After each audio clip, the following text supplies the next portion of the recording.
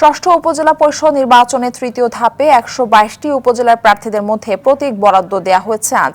বাগেরহাটের ৩টি উপজেলায় প্রতিদ্বন্দ্বী ৩০ প্রার্থীর মধ্যে প্রতীক বরাদ্দ দেওয়া হয়েছে। সকালে জেলা নির্বাচন কর্মকর্তার সম্মেলন কক্ষে খুলনা রিটার্নিং কর্মকর্তা ও অতিরিক্ত নির্বাচন কর্মকর্তা মোহাম্মদ মাহফুজুর রহমান এই প্রতীক বরাদ্দ করেন। তৃতীয় ধাপে বরিশালের গৌরনদী ও আগৈলঝরা উপজেলার চেয়ারম্যান, ভাইস চেয়ারম্যান ও মহিলা ভাইস চেয়ারম্যান সহ ১৯ প্রার্থীর মাঝে প্রতীক বরাদ্দ দেওয়া হয়েছে। জেলা রিটার্নিং কর্মকর্তার কার্যালয়ে সম্মেলনে প্রতীক বরাদ্দ দেন রিটার্নিং কর্মকর্তা ওয়াহিদুজ্জামান মুন্সী। অন্যদিকে রংপুরে দ্বিতীয় ধাপে ষষ্ঠ উপজেলা পরিষদ নির্বাচন উপলক্ষে সদর ও মিঠাপুকুর উপজেলার ৩৮ প্রতিদ্বন্দ্বী প্রার্থীদের মাঝে প্রতীক বরাদ্দ দেওয়া হয়েছে।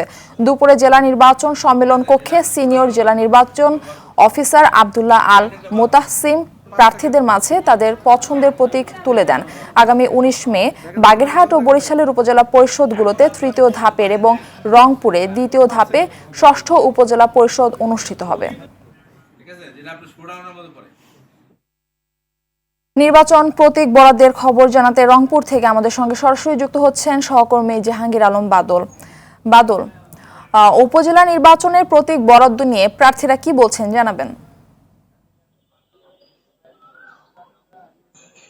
মারফি, আমি এখন রয়েছি রংপুর জেলা নির্বাচন কার্যালয়ে। ইতিমধ্যে আমরা দেখেছি যে আসন্ন ষষ্ঠ ধাপে তৃতীয় উপজেলা নির্বাচনে আমাদের রংপুর সদর এবং গঙ্গাচড়া দুইটি উপজেলার নির্বাচন অনুষ্ঠিত হবে ২৯ মে।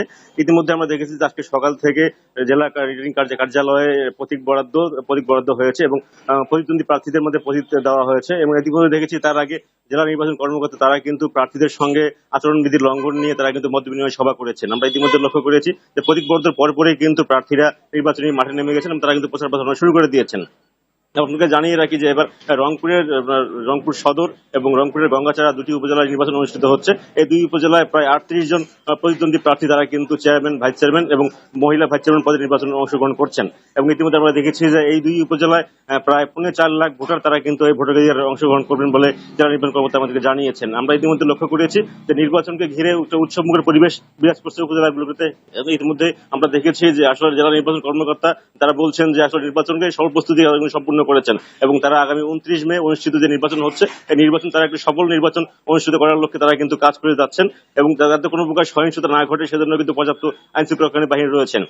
এবং প্রার্থীরা যারা প্রতীক পেয়েছেন জানিয়েছেন আমাদেরকে তারা প্রতীক পেয়ে কিন্তু অনেকটাই উচ্ছ্বাসিত এবং তারা জয়ের ব্যাপারে আশাবাদী। তারা বলছেন যে সুষ্ঠু নির্বাচন হলে তারা কিন্তু স্ব অবস্থান থেকে তারা জয়ী হবেন। আমরা ইতিমধ্যে লক্ষ্য করেছি রংপুরের গঙ্গাচড়া এবং রংপুরের সদর উপজেলায় রয়েছেন, যেখানে কিন্তু ১৯ জন করে প্রার্থী তারা কিন্তু এবার নির্বাচনে অংশগ্রহণ করেছেন। আমরা ইতিমধ্যে দেখেছি নির্বাচন এবং পর্যন্ত সুষ্ঠু অবাধ করতে সব ধরনের প্রস্তুতি গ্রহণ করা হয়েছে।